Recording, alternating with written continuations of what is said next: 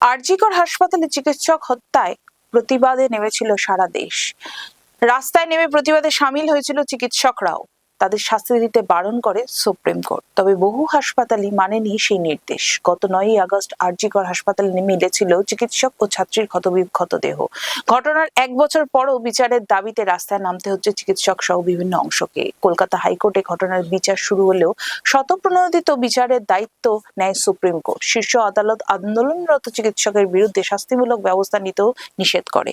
দিল্লির এইমস সহ বিভিন্ন হাসপাতালে বিক্ষোভ দেখানোয় চিকিৎসকদের বিনা অনুমতিতে অনুপস্থিত বলে দেখানো হয়। 22 আগস্ট সুপ্রিম কোর্ট চিকিৎসকদের কাজে ফিরতে বলে।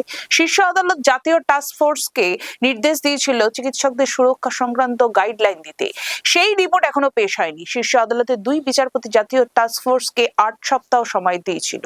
গত 20 আগস্ট এই টাস্ক ফোর্স করেছিল সুপ্রিম কোর্ট। হাসপাতালে চিকিৎসকদের সুরক্ষা, যৌন হেনস্থা রোধে করণীয় সম্পর্কে গাইডলাইন দিতে বলা হয়েছিল। চিকিৎসক হত্যার 1 বছর পরেও সেই রিপোর্ট দেয়নি সুপ্রিম কোর্টের টাস্ক ফোর্স।